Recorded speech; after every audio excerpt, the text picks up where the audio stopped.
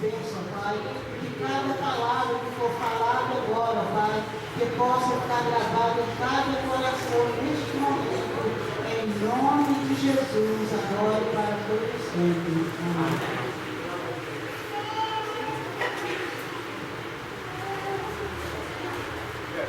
Que a graça e a paz do nosso Senhor Jesus Cristo encha o meu, o seu e os nossos corações. É um privilégio inexplicável poder falar. Quero agradecer o convite, muito honrado pelo convite. E a responsabilidade para falar de Israel é muito grande também. E durante esses dias, assim que fui comunicado, busquei do Senhor aquilo que Ele queria para a sua igreja a nível de Israel. Por que Israel? E quais os sinais que Israel tem deixado para nós para a vinda de Jesus Cristo? Então vamos estar falando sobre isso.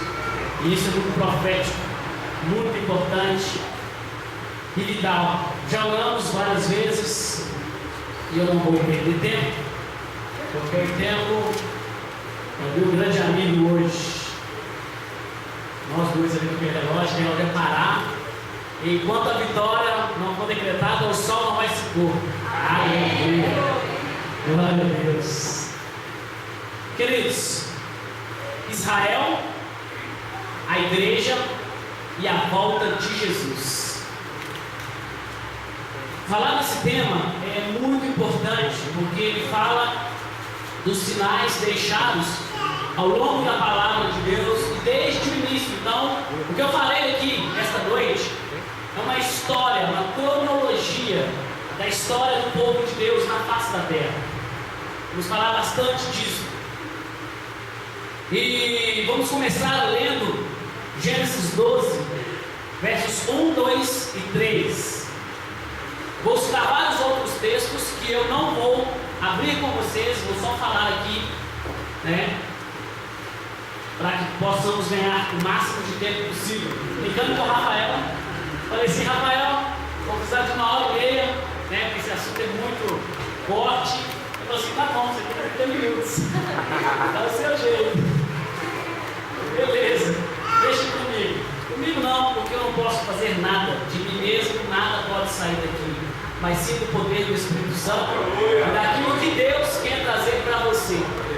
Seria apenas um canal de bênção na sua vida. E eu já fui muito abençoado com essa palavra. Eu já estou edificado.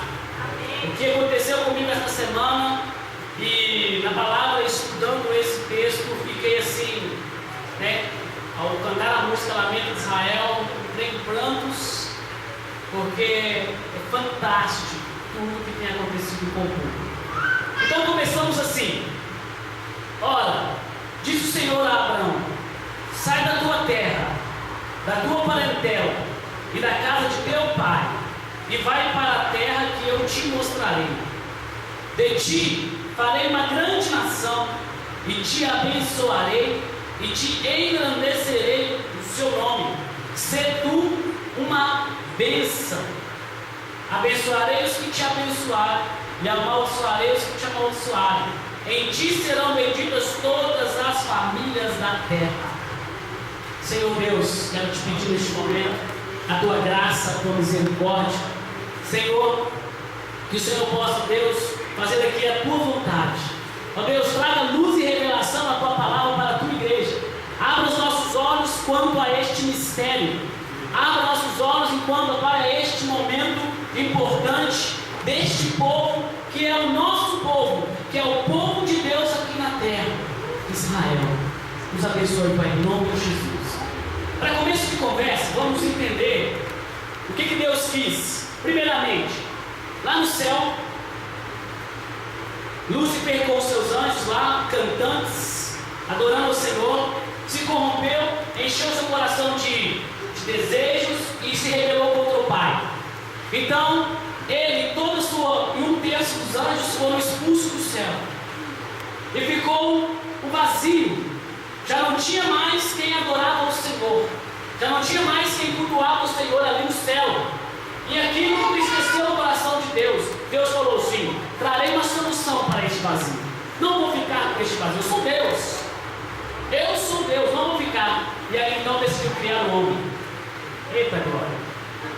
Resolveu criar-nos. E lá no jardim do Éden, né, cuspiu lá na terra, fez do barro e soprou naquele boneco de barro o fôlego de vida. E aquele boneco de barro passou a ser alma vivente. E ali logo depois fez também a mulher, e ali começou o projeto de Deus para suprir aquele espaço vazio que estava no céu. Este projeto de Deus era de ter proposta eterna de Deus, uma família com muitos filhos semelhantes a Jesus. Este é o propósito eterno de Deus, ter uma família de muitos filhos semelhantes a Jesus. E o diabo então começou a querer frustrar o projeto de Deus. Poxa, ele está querendo alguém para tomar meu lugar. Não vai ser tão simples assim. Vou aqui me arquitetar, vou aqui me planejar, armar as minhas guerras, porque eu vou impedir isso. Deus não vai ser adorado como ele era quando eu estava lá. Deus não vai ser adorado como era quando eu estava lá. Eu vou frustrar este plano de Deus. E aí então entrou o pecado na terra, nasceu-se os filhos, o homem foi expulso do jardim do Éden. Vocês conhecem a história? O homem cresceu, a maldade cresceu, foi lá em Noé, teve que mandar o dilúvio, separou uma família, e depois do dilúvio saiu mais uma família, e Deus pensou que ali tinha resolvido, mas a corrupção humana de novo, veio a Torre de Babel, Deus teve que confundir, espalhar todo mundo, e aí foi acontecendo situações, até que Deus falou assim: agora chega, e chamou esse cara, Abraão. Olha, Abraão, você vai sair da sua terra, da sua parentela, do meio dos seus pais, e você vai lá para um lugar que eu vou te mostrar, porque eu farei de ti uma grande nação. Eu quero que tomem o lugar vazio aqui no céu, e eu separei um povo, separei uma geração que vai ser este povo meu, povo de propriedade peculiar entre todos os povos. Já que o homem cresceu, a maldade cresceu, já não tem identidade mais, já se esqueceram de mim, eu vou separar o meu povo, eu vou separar o meu povo. E aí então começa a história de Israel definitivamente. Nesse texto, Abraão tem pelo menos 3 promessas.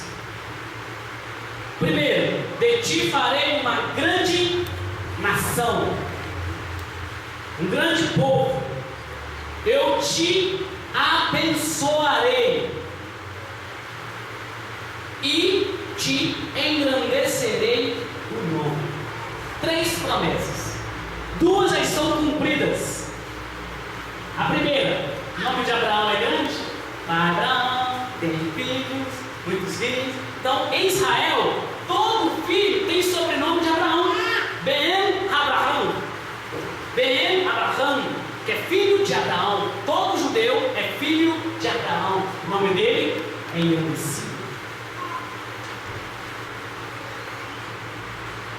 Outro aqui, te abençoarei. Abraão teve tudo o que ele quis na vida. Ele foi um dos caras mais prósperos da história do povo de Deus. Ele construiu riquezas e mais riquezas e mais riquezas e mais riquezas. Era um homem muito próspero e abençoado. Mas porém, uma profecia, uma promessa ainda não foi cumprida. De Deus chamar Abraão, porque Abraão, conta aí. Lembra quando ele mandou sair do plano da tenda? Olha, ele era estéril, a mulher era estéril, não tinha filhos, e Deus chamou Abraão e falou assim: Abraão, quantas estrelas do céu? Impossível, Senhor. Contra a areia do mar? É impossível, Senhor. Assim será o teu povo. Se você pegar hoje a nação de Israel, é um povo menor que Belo Horizonte. Se você pegar a nação de Israel hoje, é um povinho menor que Belo Horizonte. Isso é uma grande nação? No final eu te conto essa promessa e quando ela vai se cumprir. Se eu esquecer, não deixe. Eu não vou esquecer não. Então o diabo fez tudo para impedir o projeto de Deus. Depois que Abraão nasceu Isaac, de Isaac nasceu Jacó, e aí teve aquela briga de Jacó e do anjo, que Jacó segurou o anjo e não deixou ele embora enquanto não fosse abençoado. Depois daquele momento, o nome de Jacó não era mais Jacó, usurpador, não era mais. O nome dele era Israel, que na tradução do hebraico é príncipe de Deus. Príncipe de Deus. Que o usurpador da bênção da primogenitura do irmão passou a ser príncipe de Deus. Porém, o diabo não desistiu.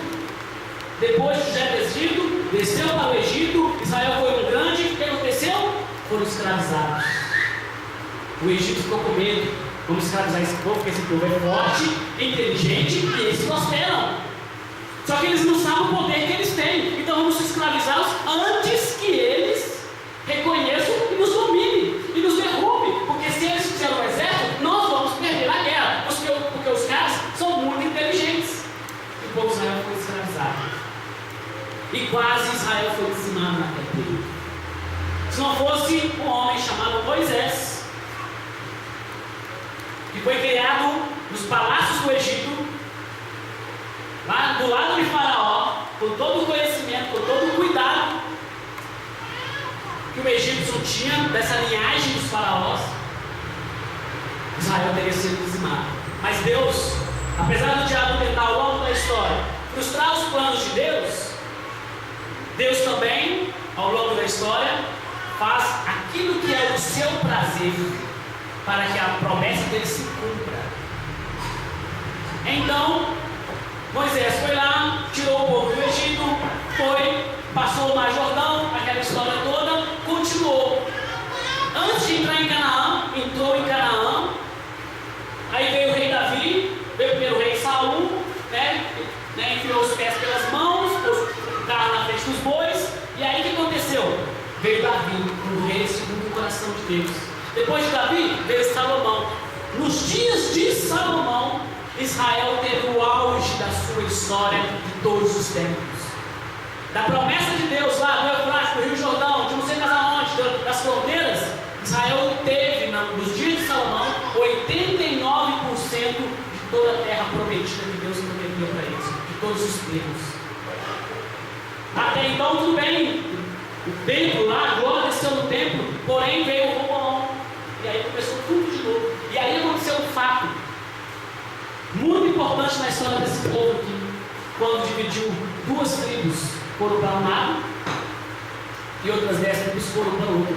Dividiu o reino de Judá e o reino de Jerusalém. Ali começou a dispersão do povo de Israel, porque lá atrás, em Deuteronômio e em outros textos, diz que se o povo de Israel não ouvisse, não obedecesse, seriam espalhados pela terra. E isso aconteceu. E aí depois de muita dificuldade, reunindo o povo, veio os cativeiros, Babilônia. Israel foi quase dizimado novamente. Aí então reconstruíram o segundo templo, reconstruíram até nos dias de Jesus, e aí veio Jesus.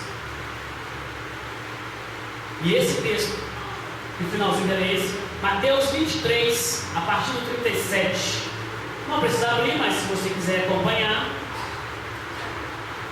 Jesus então veio para os judeus. Ele veio para os judeus. E tem uma passagem muito interessante daquela mulher que queria que Jesus desse para ela, curasse o filho dela. Ele falou assim: eu não posso, eu vim para os filhos das casas de Israel. Mas ela falou uma palavra que mudou toda a história. Sim, o pão é para os filhos, mas os cachorrinhos não comem das migalhas que caem no chão. Jesus viu o filho fé naquela mulher. Então, ou seja, Jesus veio sim para Israel, para os filhos de Israel, porém também para os gentios. Nós vamos ver isso daqui a pouquinho.